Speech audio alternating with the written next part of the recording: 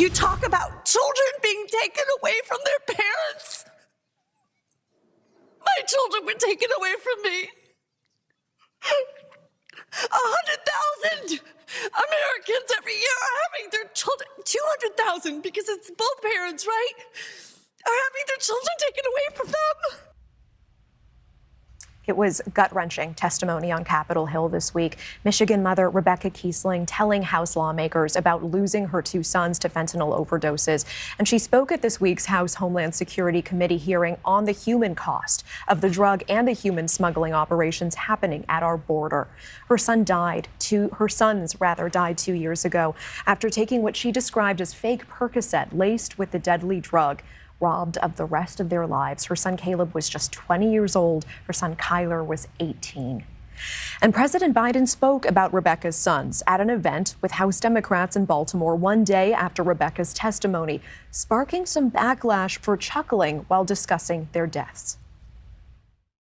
She was very specific recently, saying that a poor mother who lost 2 kids to fentanyl, that I killed her sons. Well, the interesting thing is that fentanyl they took came during the last administration. All right, Rebecca is joining us live now. Rebecca, thank you for being here, and I'm so sorry for your loss. Thank you. If I may just clarify, because I'm getting a lot of hate mail from people who are accusing me of saying that he's responsible for the death of my sons. Like, I never said that.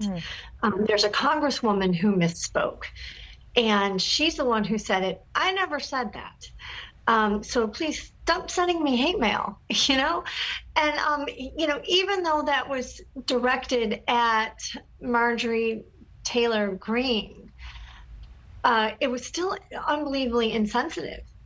And there are children who did die during his presidency, and there was an increase, 22% of fentanyl deaths in his very first year in office. And I know a lot of parents were very, very upset how he chuckled.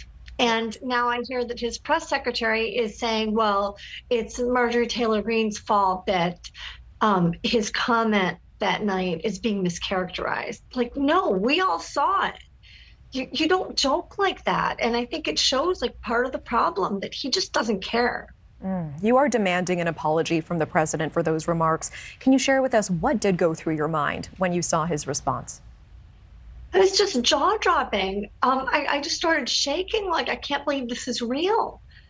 How is this possible? And when I was sending a message to a friend, like I said, I never thought I would be texting, you know, the words that I can't believe the president is mocking the death of my sons.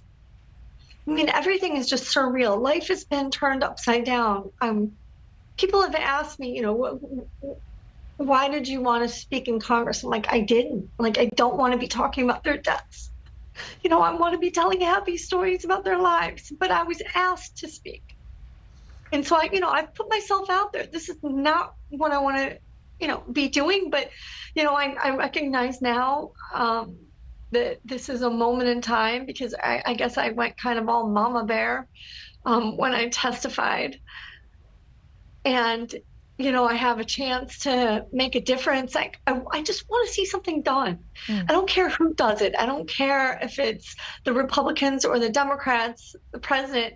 I want to see something real, dramatic, major done about this issue.